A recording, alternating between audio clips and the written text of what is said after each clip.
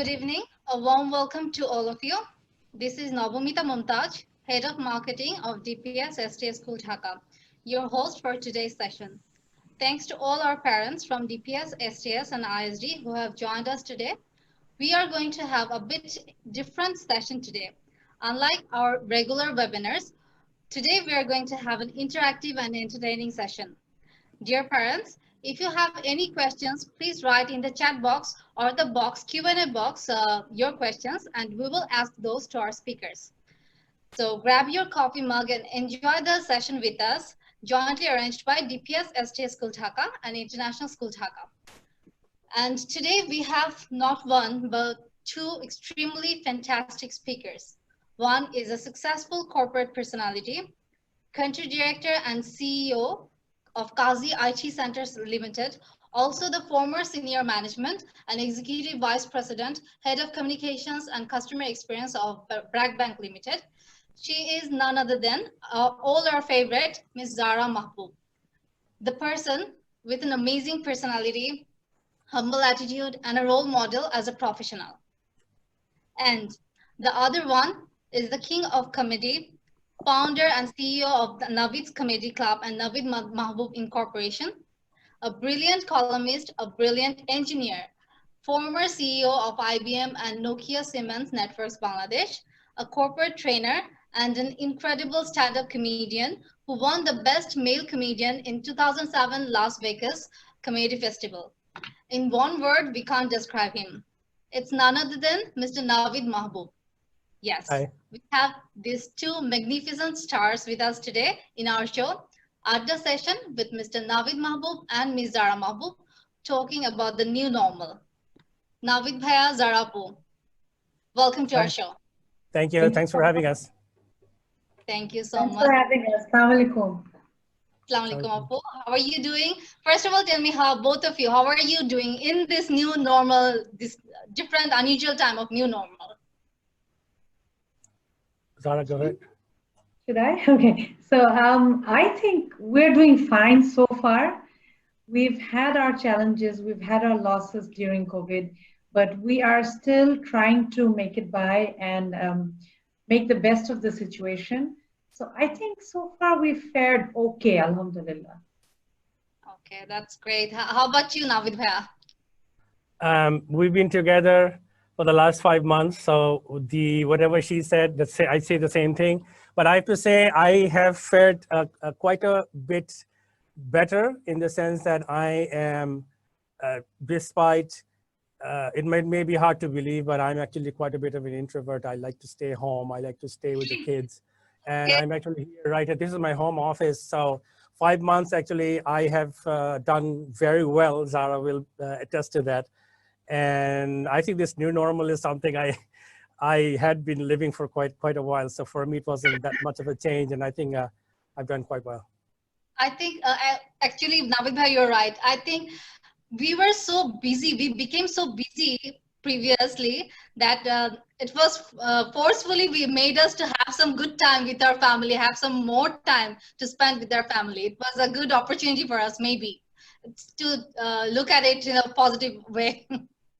Oh, definitely. Definitely. I would agree to that, especially in our household, we somewhat have things that are kind of reversed. Zara is she likes to go out. She can tell you about that. And you can see the reason she's got a big smile is that finally she's actually going to work. And I actually, we were very lucky to have her with us for the last 5 months. And the bad news is that we've got 3 kids. Girls were very much daddy's girls, and the son was always a mommy's boy. And after these 5 months, I've lost my daughters. They're now, all 3 of them are mommy's chamchas. Yes. Okay. Tell me your part of the story. So Naveed is absolutely right. He is a bit of a homebody. And contrary to the comedy and the entertainment scene, whatever people see there, they see Naveed as this gregarious, funny comedian out there doing shows on TV. But if you ask Naveed, what is your ideal weekend? His ideal weekend is with his 3 children, his wife. We're huddled around, not even the TV, maybe downstairs just having coffee. We're huddled around each other and we're chit-chatting. But if you ask me, what is my ideal weekend? Either there are 50 people in the house, or I'm out there partying with people, with Naveed, with the family members, everybody. For me, see, I grew up in a joint family. So for me, it's very important to have more than just my husband and my children. I need my in-laws, I need my family members, I need everybody, my friends' friends. The whole world has to be with me. And that is so therefore, the quarantine has been a real challenge for me. I've been miserable, I've been upset, I've gone back to work from August 16th. And Naveed says, unfortunately, despite the health risks and everything, we did go back to the office, some of us, very few of us. But Naveed, interestingly enough, says that, Zara, you're a changed person once again. See, that's my zone. I'm not a home. I'm not designed to be home. Understood. Okay, Apu, tell me, managing family and career together, you are doing it fantastically. How should we do it? What is the secret recipe for it? I don't think there's a secret recipe for it. And if you ask me, I just wrote to Naveed the other day that, Naveed, I was a good mother for 5 months. So what happened the rest of the so many years? The constant guilt of being a mom who is not 24/7 with the children, that's something that's always going to be there, right here somewhere plugged in. But that's not how life is meant for me, I guess. I'm not designed to be home, as I said earlier. So I have to balance it as best as possible. And I don't think there's a recipe for it. The most important ingredient, not a recipe, but the most important ingredient, I think, for this is support of your partner and support of the extended family members. Otherwise, it's impossible. Absolutely, you're absolutely right. Naveed Bhaiya, during this pandemic has significantly impacted our mental health. Both parents and children are feeling a decline. Like, we are also feeling a decline in our mental health, also our children as well. So several factors are creating long-term implications for mental health. What should we do, or how can we cope up with this new normal and live a balanced life? Well, I definitely am not an expert in this area, so I don't know if I can give solid professional advice, but what I can share definitely my own personal experience, how I have been able to cope these 5 months. And I definitely have to admit the fact that it definitely hasn't been easy, despite the fact that I like staying home, despite the fact that I'm not saying I don't enjoy going out, but I just, given a choice, I would rather stay home. But it still definitely has been quite a bit of a challenge. The way I have been able to at least navigate these difficult times, and Zara will attest to that, and collectively, I think overall, all 5 of us in the family, that means Zara, myself, the kids, is that we've tried to maintain some level of normalcy as far as our routines are concerned. If I just look at my routine, I've always being a stay-home dad and also having had my own office at home, I've always had that, at least for the longest period of time, I've had the luxury of maintaining my own schedule, but at the same time, I wanted to make sure that I didn't exploit it just the way I would like to. So what I try to do is that I try to get up at a decent hour, not just sleep in just because I have the opportunity to do so. And then get up in the morning, and I don't have to dress up, but I try to dress up in the sense that at least the top part, for Zoom, nobody cares about what's below the down there. I'm in my shorts or whatever, but I'm in these Zoom meetings and everything. So I'm at least, I make sure I'm well dressed, at least waist above. I shave I get a good shave and everything. And then this is my home office. It's a studio. So it's right next door. So I come here. So I have this semblance of actually going to work, despite having to not be too far away from home. And then I start my work. But what we've done is that these last 5 months, we would all have our meals together. So that means having lunch together, having the dinner together. That has been something we haven't had a chance to do for the longest period of time. And this definitely was an advantage of being home.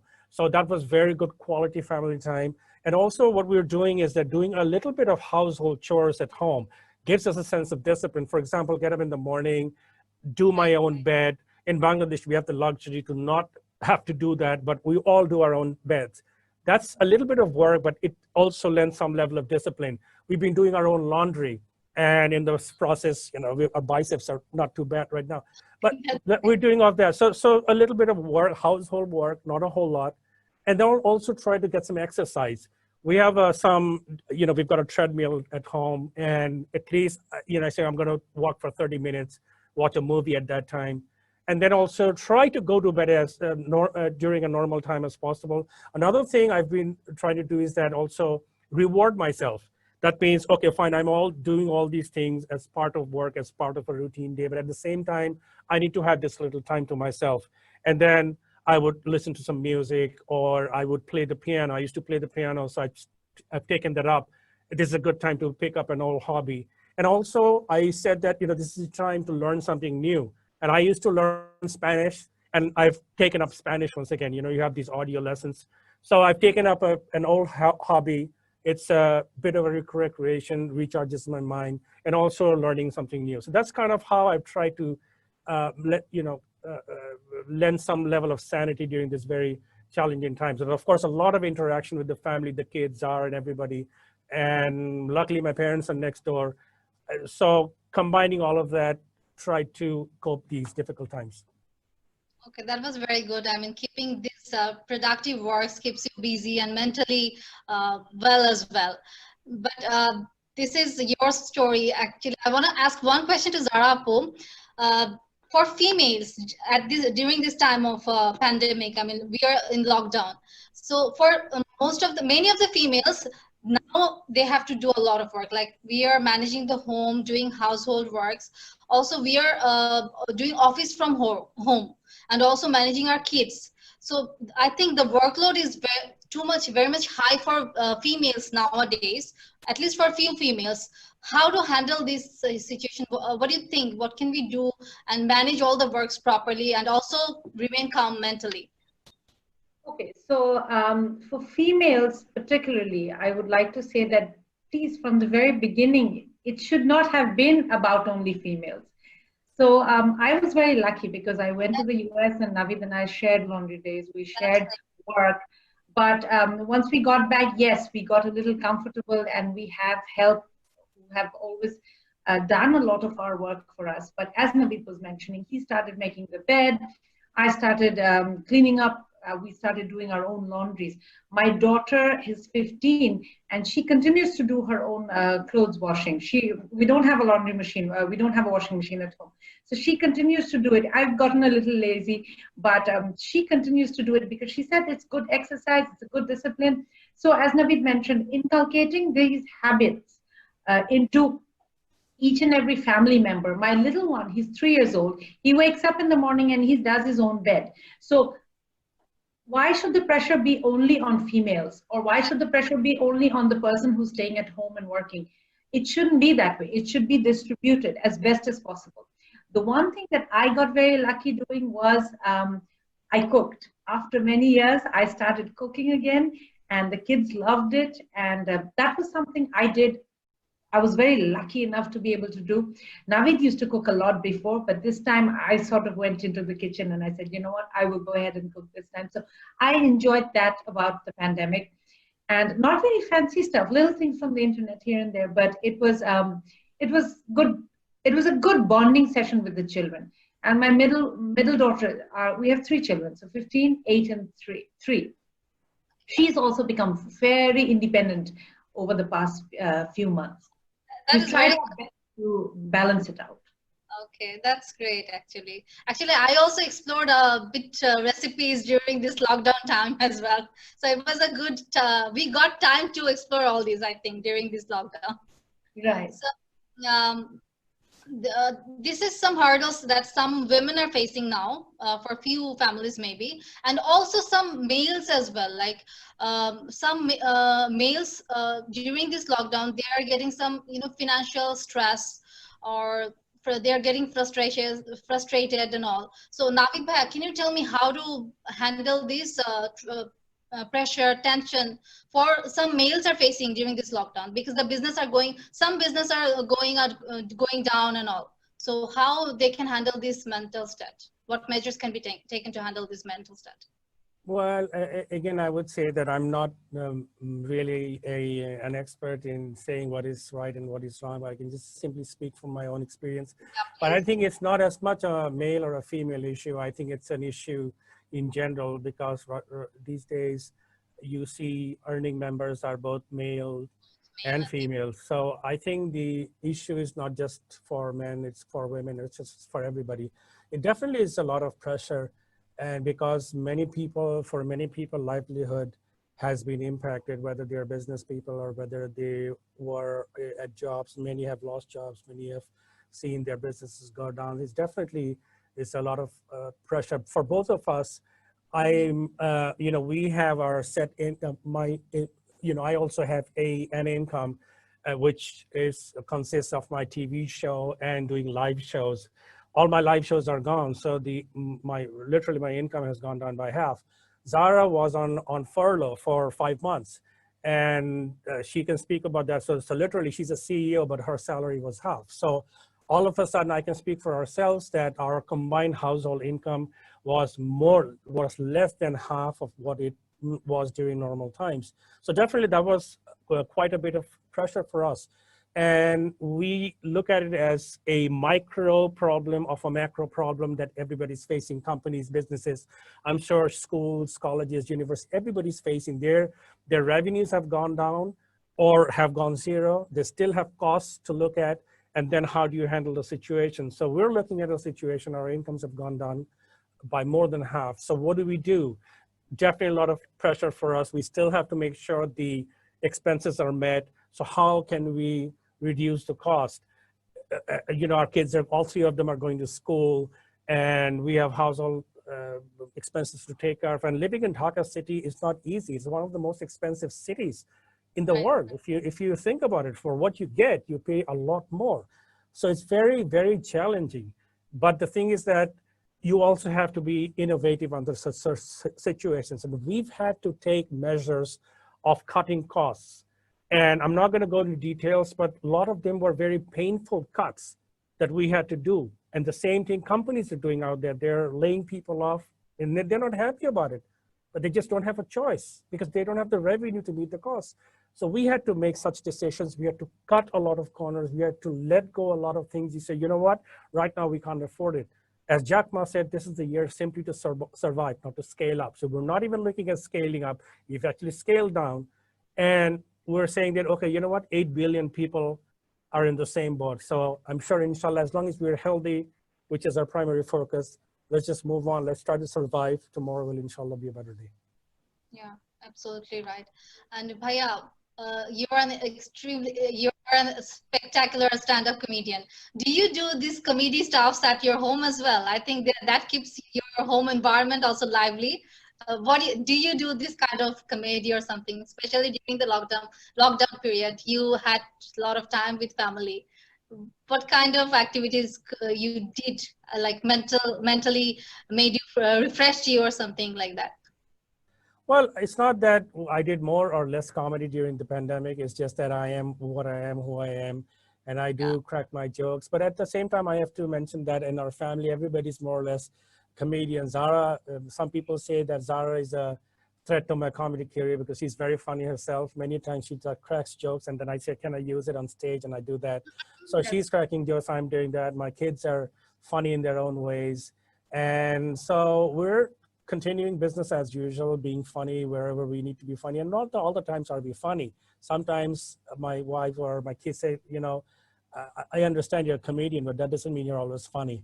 So we have that level of jest and humor and fun wherever it needs to be. And it definitely helps, of course, in keeping the spirits up. Yeah, that's true. So we actually are getting a lot of messages from the parents. Everybody is saying hi to you. I just want to repeat, dear parents, if you have any questions, you can write in the chat box or the Q&A box. We will ask those questions to our speakers. I think one question I got to both Zarapu or Naveed Bhaiya, it is most time women who are working and maintaining family activities together feel stressed and scared about job and family and family members in Bangladesh, okay, how could they overcome or minimize their stress of work and scarceness about family members? Like kids are not following properly parents' direction, spending more time on internet or not doing study as parents are desired about them. So this is one parent. He asked the question. Naveed? So Zara, I can. okay. Fine. I mean, if you want, I I can think answer both that. of you can answer the questions. Women No. who are not who are working. So yes, the pressure is really high on us, right? Full-time office kore mohila. So how are her children performing at school? So this is under a lot of scrutiny. I remember when Zaina was 4.5 months old, Naveed and I actually started uh, an intercity MBA program. I used to fly from San Diego with Naveed and the baby, get down, the babysitter would take the baby, and then we would go to class, attend class for 9 hours, and then take the last flight back with the baby, of course.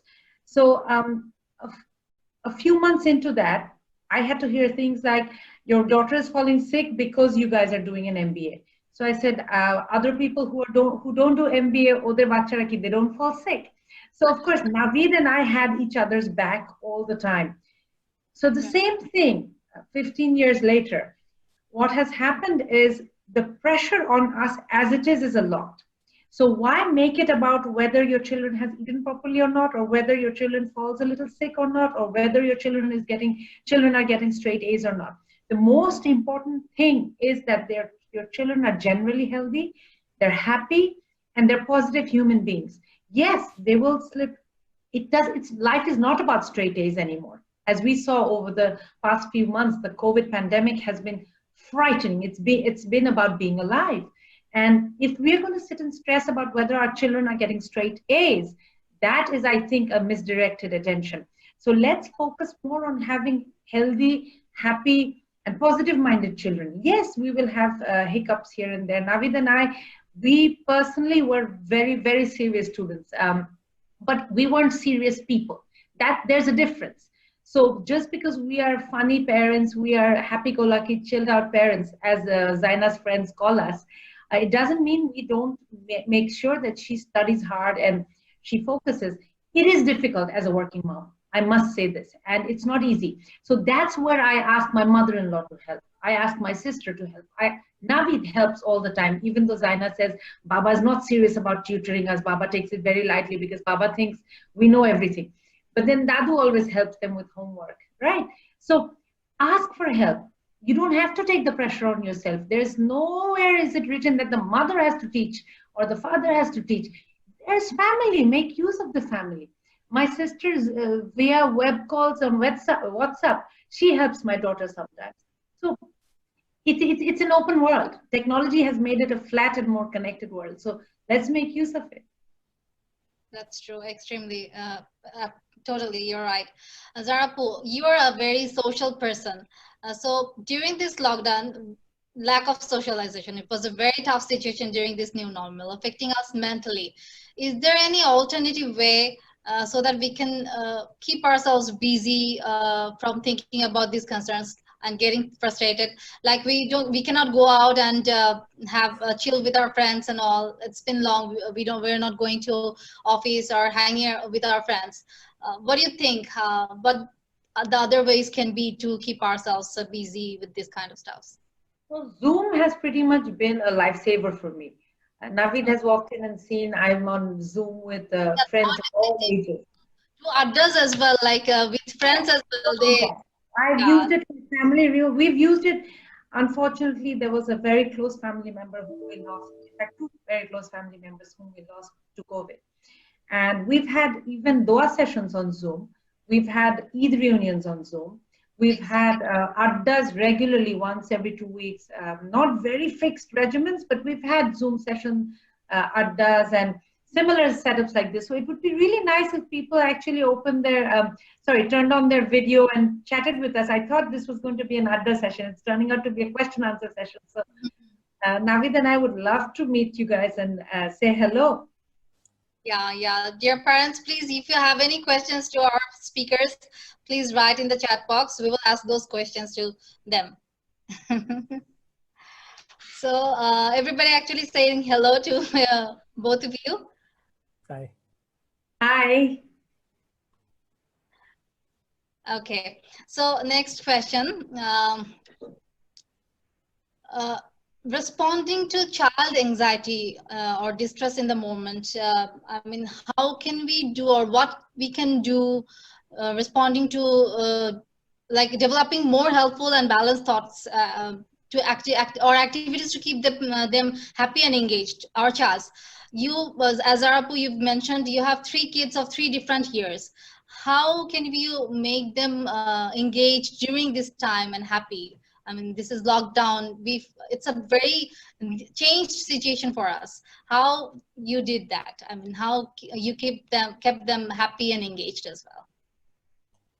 So Naveed and I think Naveed, you might also pitch in here. What we did was we also the teamwork environment. So we tried to incorporate a lot of our office activities mindset at home. As I said, Zaina was happy with helping us with laundry, with grooming and mopping. Even though some of our staff have returned, Zaina continues to do the mopping. So little things like that have kept them going. Then they've also worked out, we've done exercises together inside the house. So a lot of us may not have the privilege of having gardens and going out, right? So we've maintained things at home. We've also worked very closely. We've played board games. So there have been moments when we've been super distressed. I've been distressed. I've heard Naveed take my girls to the room and give them a briefing session on, Ma is extremely outgoing. Ma survives by going outside. Ma is totally closed in. So please respect Ma's feelings a little more and try and be a little more helpful. Try and be empathetic towards Ma. And my 8-year-old is asking, what is empathy? And so Naveed is explaining to them what empathy is, how to develop empathy. So I think it's very important to be very direct with the children, to explain to them that, they're a part of the team. And it's not that I have to look after them, they also have to look after me. So that is what hopefully got us through. I mean, Naveed, you can pitch in more here. Yeah, Naveed Bhaiya, please share your thoughts on it. Yeah, and also the fact that that we also try to make sure that they have they have a balance of things that they do throughout the day. That means not only because they're also busy with work, they're doing school through Zoom, and they have homework and they have their level of pressure from school. But also at the same time, that's also not as the same experience as being in school, because when they're in school, they are socializing there with friends and they're missing out on that. So they are facing that level of social deprivation, should I say, because they're not getting to see people. So what we've also done, in addition to what Zara said, is that, okay, let's make this time a little bit interesting. So the 15-year-old daughter we went through a fun history session. So we went through the history of the Second World War through a Netflix documentary series, and she got so hooked to that, and now she's really a walking encyclopedia of the Second World War, the history of that period. So this was learning, at the same time this was fun. She is into art. She's very good at art. So she's actually taking a Zoom art class. The only private tutor we ever had was a basketball coach during normal times. Of course, that's not happening. But she is actually taking basketball drills through Zoom class. So that means, despite the fact that she's indoors, she's actually still on track to someday, inshallah, go through the trials for the national basketball team for women. So she's very serious about that. And she's into cooking. So that gives her some level of normalcy, and at the same time diversifying her emotions. Let's go to the second child. She just got into a karate class and she's taking karate lessons over Zoom, and she's very much into it. So that gives her some level of exercise every day, and that gives her sleep hygiene. Sleep hygiene is also very important this time. That means you burn enough energy so that you sweat it out, you get tired, you get a good appetite, and then at a decent hour you go to sleep.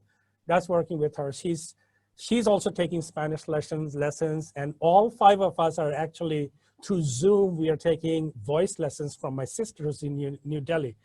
And the same goes with our little child who's 3 years old. He's started preschool, not preschool actually. He started playgroup with regular schools.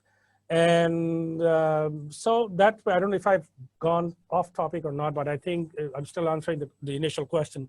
That's how they're also trying to, adhering to some level of normalcy. Okay, I think we got a question from one of our parents. With many classrooms still closed for lockdown, children unable to access the internet at home have been effectively shut out of online lessons. Teachers warn this will lead to entrenched inequalities between them and classmates from more affluent families.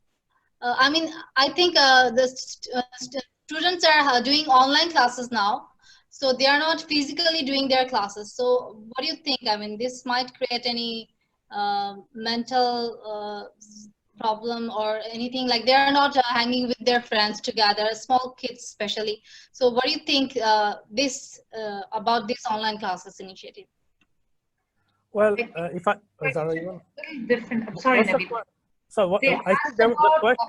I think the question was about. I think the question was about The question was about there are many who don't have internet access at all. So what about them? Was that the question, or is the question about the fact that those who are in Zoom classes? I think the internet, yeah, there is no internet access. I think you're right. That was the question. They don't have access or something. So. The question is, this will lead them to entrenched inequalities between them and the classmates. So what do you think about it? Zara, sorry. Sure, go ahead. I'm still confused. Is it about those who don't have internet, or those who you're saying they're This is a comment, Naveed. So the comment is, with many classrooms still closed for lockdown, there are children who are unable to access the internet at home, and they have been effectively shut out of online lessons. Okay, so there is a segment of students who have been shut out from the online lessons, and teachers have warned that this will lead to entrenched inequalities between them and classmates from more affluent families. So let's go to that later. First of all, I did some research. There's a very small portion of students who are actually not taking online classes. Majority of the students, if you follow the ICT ministry, you will see, or the education ministry, you will see that even Bangla medium classes are going on from Teknaf to Tetulia via Facebook Live. So online classes are happening from phones, from laptops, from a lot of places. Now teachers are warning that this will lead to entrenched inequalities between them and classmates from more affluent families. Well, this is an inequality that has been there for not just this COVID quarantine time. It has been there forever.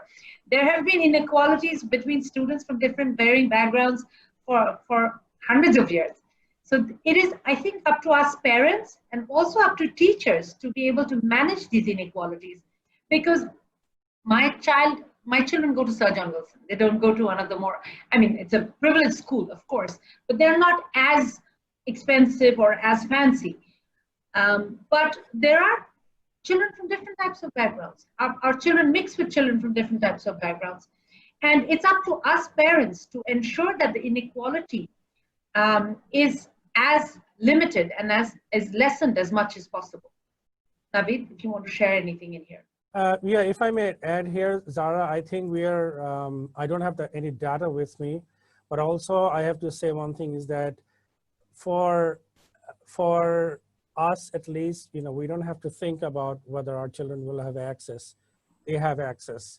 And there are people, and that day I was actually talking with the chief executive officer of Robi, the mobile operator, and he was telling me one thing, Naveed, for us, we can't even, this is even beyond our comprehension, but there are people who have to think twice to pay 200 takas to get data connectivity. It is that segment which everybody's worried about. First of all, going for online classes is absolutely commendable, because schools have done a tremendous job, not only in Bangladesh, all around the world. They're saying, this is better than nothing. Of course, being in the classroom is the best experience. But short of that, because of health issues, we can't do that. So schools are offering classes via Zoom or Google Hangout, whatever it is. And that is absolutely commendable. The comment that came up is talking about this other segment, who many of us can't we don't even comprehend that, but that's just exactly what the chief executive of Robi Matabai was telling me.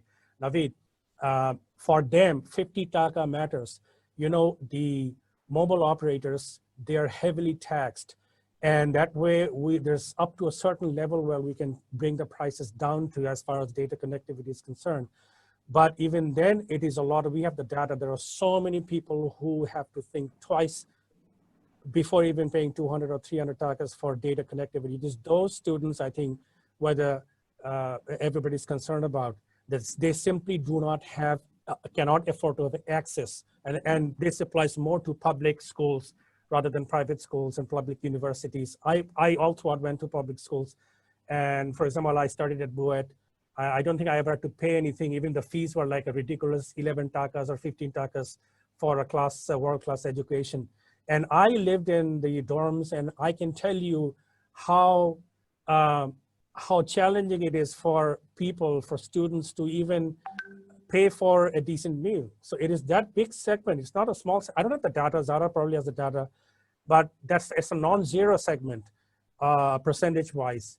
And that, I think whoever commented rightfully have said so, that if they don't have access to data, then how are they going to even be able to get to attend a Zoom class? And that is why a lot of the public universities, have you noticed, have not been able to open up yet for this very reason. Right, that's true. So many parents are requesting for the direct communication. Dear parents, we took your advice. Maybe from next session, we'll definitely design our platform that way so that you can directly ask questions to our speakers. For today's session, kindly send us your questions through messages. We'll definitely ask those. Coming to a different, let's come to a different topic. Like, now everything is closed, gradually opening. The offices are gradually opening, like Zara is going to office now. And at one point of time, everything will be opened.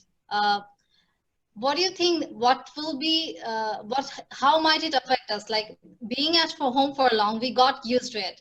Now, again, getting back to the life of getting ready every morning and reaching office on time, how might it affect us? What do you think?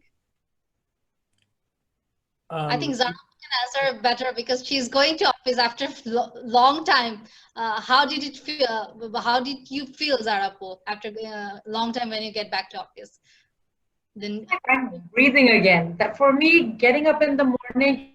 See, I see Naveed and I get very envious because he wakes up, he goes into the shower, he changes, he gets ready, he says his prayers, and then he starts the day.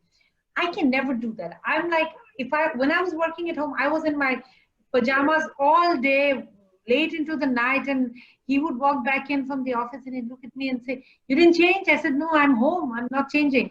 And my kids would push me into the shower. So I'm the type who needs to go out. Right. I need to get up, do my makeup, shower, do my makeup, and then leave the house in order for me to have my game face on. I'm just pathetic at being at home and being able to work. I'm just not built that way. So I'm super excited. I've not been late one single day since I started from the 16th. So people like me who are going back to work after a long time, it's wonderful. I think the world can now come to a balance of Zara's and Naveed's, in the sense that there are a lot of people who are like me who want to go out there, and there are a lot of people who don't need to go out there. They work exceptionally well from home. So why not let them just be themselves and work and be productive from home? Why force them to come out of their comfort zone? Of course, for work, that can be done from home. Yeah, right. Okay. If I can add over here, and actually somebody actually pointed out in the comment section a very, very important aspect of the last question about those who don't have, are facing challenges accessing. There's also a issue of device. Remember, if you don't have a smart device, then you are simply, even if you have data connectivity, you can afford to buy data, but you cannot access a Zoom class just because you don't have a smartphone. I can tell you right now, even for us, we had to buy a laptop just because we have 3 kids, and that's a substantial expense. Anyway, coming back to this current thing about the topic about one day we'll all go back to work, and I don't know if one day is going to happen tomorrow or not, but it's probably not going to happen very soon. I mean, this is a reality. You saw, I don't know if you've seen the news, but in the United States, universities opened up. And within a week, everybody's shutting down because they've had an alarming spike in COVID cases. So it's not going to be very soon. I hate to be a party pooper, but it's not going to be very soon that things will be normal. This thing is not going to go away. Even if there's a vaccine, it's not going to happen very soon, and it's not going to be able to scale up that quickly. Next 1 year, 2 years, it's just going to be like this. So now really the point is that how are we adjusting to this? Is it worth it? I mean, there are some jobs you simply cannot do at home. The police, the military, those who are at drugstores, those who are doing work for essential workers. And of course, most of all, the healthcare workers, they cannot work from home. They have to put themselves, their lives on the balance, absolutely on the line, and go to work. They have to do that, and they're getting affected. They're getting COVID positive. A lot of them have lost their lives. It's a sad fact of life. And then there are many jobs, for example, a lot of bankers, they have to go to work and they are getting affected. The CEO of the Citibank, that day I was talking to him, Mashroof Bhai, he was severely affected by COVID. Now, there are other people who can work from home and that their job allows them to work from home. And I think many companies have been, I wouldn't use the word gracious, they have been sensible enough to tell their people, you stay home, don't come to work. There are people like Zara who are going not staying at home, but their employers are saying, no, I'm sorry, I know you're going nuts, but you're not coming to work. We don't want you to get sick. We don't want you to die. And they're the sensible companies. And if you look at it, in many ways, there are other benefits. There are saving costs. Their real estate costs have gone down. Their utilities bills have gone down. It's a win-win situation. But if there are people who are saying that, no, I don't care, it's like a time card. You have to come to work. And there are companies like that. I'm sorry to say there are. And they are saying that, no, I don't care. You can do your job from home, I know, but you still have to come to work.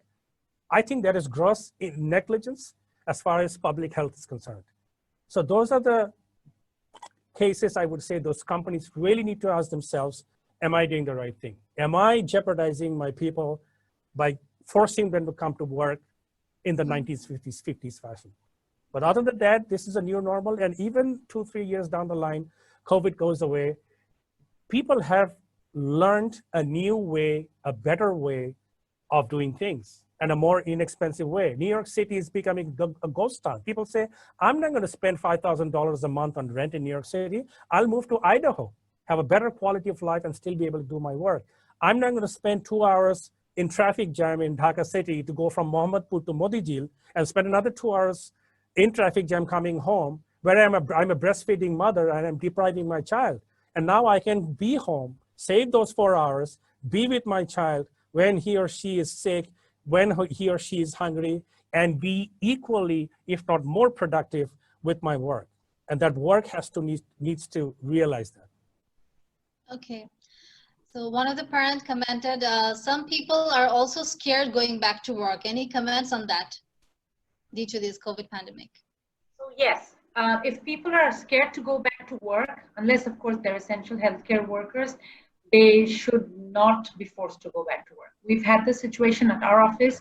There are people living with very old parents with pre-existing conditions. There are people with pre-existing conditions themselves. So we have not opened it up for all just yet. We are taking 1 month at a time and assessing the situation.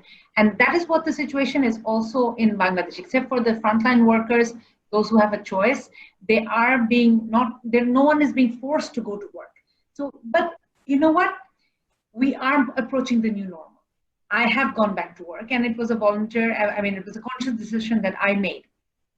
An economic and a conscious decision that I had to make.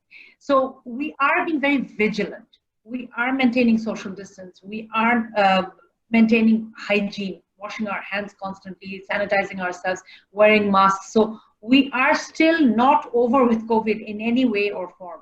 So unless it's absolutely necessary, people, being scared or being afraid is actually not unusual. It is normal for people to be afraid. Right. Yeah. But we need to maintain it. Not just about work. We're talking about work. There are people, go to the bazaars and see how many people are there. Just at any given time, go to one of the, any place. It's look at the cafes on Gulshan Avenue. They're operating as if nothing has happened. There's no social distancing. People aren't wearing masks. And my request to parents is that, I'm seeing young people walking around without masks, going to Gloria Jeans, going to Butlers, going to all these cafes. These need to be really controlled and measured. Exactly. Right. We got another question from one of the parents. What happens to a child during the crisis or dose is one of the factors that determines how the child's development is affected. Some aspects are out of a parent's control, such as school closings, loss of family income, and children not being able to play with friends in person. That is one of the major issues as parents we are facing. How can advise on what can you advise on this task, please? I think we can both answer this question from our own experiences. Again, it's not the ideal situation, as the parent just pointed out, and we as parents can do the best we can under the circumstances, and in many ways we have to be innovative. That means short of the ideal situation, how can you replicate that? And I think the situation is different and unique for different families. And for example, where do you live? How big is the place that you live in? Can the kids actually throw a ball inside the house without breaking something, or are they going to break something? So I think it's a very unique case, but what we try to do is that, okay, fine, they can't see friends, but at least once a week, let's have a Zoom hangout, which our 8-year-old daughter does. She is religiously every Friday at a certain time they get together over Zoom. It's better than nothing. At least they're staying in touch with each other. And then again, we talked about sports, about activities and so forth. We just do the best we can innovatively. And I think it's a good way to also search the net. There are many sources where parents are exchanging ideas as to how they're innovatively trying to get as close to the normal life as possible without compromising health safety. We can just simply talk about what we've done, but I think there are many other ways that can be done. And I think the parents, it's up to us parents, all of us, to figure that out given our own situations. Okay, so parents, yeah. Can I say something? Finding alternative ways are actually what we are doing, and we're doing for our children as well. So it's very important to find activities that add value. People are saying, I'm reading all the comments where people are saying that children are being negatively affected, their mindsets are being impacted. But it's up to us, because have a movie day with them. Have let's say you don't have cable, you have only BTV. Watch Bohobri with them. There are many things going on. People have Dishline, right? There's the wonderful things going on Duronto. It's not that you have to have Netflix, you have to have Kids Messenger, you have to have all really fancy stuff. No, let's innovate. Play Ludo with them. Exactly. My father regularly plays Ludo with his with my cousins my sister's children who live with him. So, find innovative ways. I came up that day from work and I found two of my home staff playing Ludo with my children. So I said, there you go. These are things we did. And these are good things. The other thing is very important. We have found peace in prayer. I think Naveed and I have always done this earlier as well. And this time it's been easier for us to do. They do Friday prayers together. We do every Roja. We were in quarantine during Ramadan. So we spent a section of the time praying and listening to Quran Sharif and listening to Hadith and things like that. So these are activities you can You will not have this moment again when they go back to school. They'll get busy, coaching will start, blah, blah, blah. Just stop them and do these things now. And these will impact them positively. The other thing is read. You read, have them read. Friday afternoons, we are trying, because of the English medium impact on our children, their Bangla is very, sort of trails behind. So Naveed and I are working very consciously on improving my Bangla and my children's Bangla. So we are reading Amar boye je kobita gulo ache, oguloi porchi. So we're not doing really exotic things. We're doing basic things with whatever we have. That's true. And if I can add over here, as Zara just mentioned, I think this is a time for innovation in every aspect. It is really the way to, it is only the way to survive. Businesses are surviving. They have to innovate. You've seen so much of change. I mean, look at the way we are having this discussion right now. Other times this would be in an auditorium, we'd be sitting in front of each other. That's not happening. We have innovated very rapidly. And that's what we're doing with our kids. And I'll give you another example. A game we play with our 3-year-old child and our 8-year-old, both of them are very much intrigued. They said we actually lie down in our living room on the floor, and through the window, we look up into the sky. And then we ask them, can you guess what the shape of that cloud is? And trust me, believe me, our 3-year-old, our 8-year-old, they're hooked to that game. It is an exercise of cerebral fitness. They're really being imaginative. And this is probably something maybe our grandparents did hundreds of years ago, sitting underneath the tree when there were no devices. And this is, again, of course, I have to give credit, Zara. It's not a new game, but Zara introduced this to our children, and they take immense pleasure in this game. So again, they're away from devices. Sure, they're not able to see their friends, but at the same time, using a very simple, absolutely free means of having fun, but at the same time, exercising the faculty. And there are so many other things we can talk about. I'm not gonna take up time, but this is an example where we can simply be innovative, and innovative doesn't mean it has to be complex. It can be something very simple, but at the same time, very rewarding. Okay. Naveed, just to add on to what you just said, Namamita, one thing we did was, except for purchasing that laptop for their school, we have not gone and bought any games. We have not bought any books, nothing, no clothing, nothing. It's just that whatever we had at home.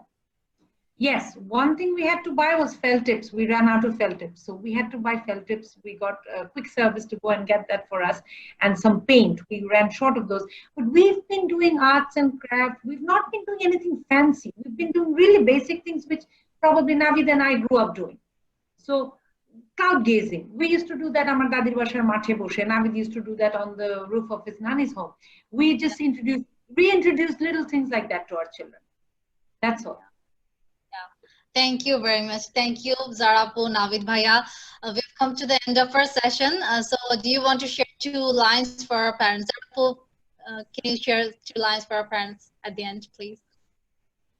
Sure, Zara, go ahead. I just want to share one thing, that this is a time when we have our children close to our heart. I experienced this for the first time for 5 straight months. Yes, I did go a little crazy once in a while, because I'm more of a busybody, more of a mother later than everything else first, unfortunately. But I really appreciate the time I got. I bonded very closely with my children. As Naveed said, the girls have come back to me again. So I took it as a blessing.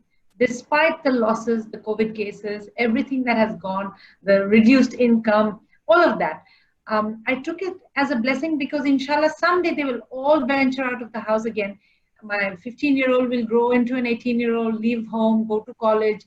The children will grow up, they will leave. So this is a moment that we try to huddle together and make it through. So appreciate the good things that you have around you, alhamdulillah, and may everybody be blessed and stay healthy, safe, and happy, inshallah. Wishing you all the best. Thank you. Naveed Bhaiya, you want to crack a joke at the end, please? Or just say Sure, for our parents, please. Sure, I can. But just to add, just to recap the session, as Zara was also doing that, I mentioned that I think this is, if we look at it from an optimistic perspective, this is a golden opportunity to bond with our children, because at the end of the day, our children are our friends, or at least we need to make sure our children look at the parents as their friends.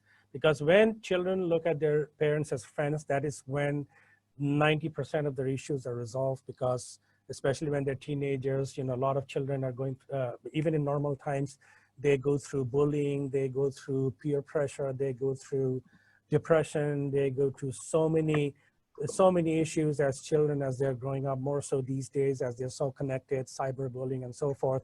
Many a times they, or just like every human being, when a human being is faced with an issue, they look for an ally, a shoulder to lean on. And most of the times it is our friends. But what better a situation if that friend is your parent, your father or your mother, or both of them. In that case, you will see many of the issues that children face will go away. And many times us parents, we are responsible for not creating that situation.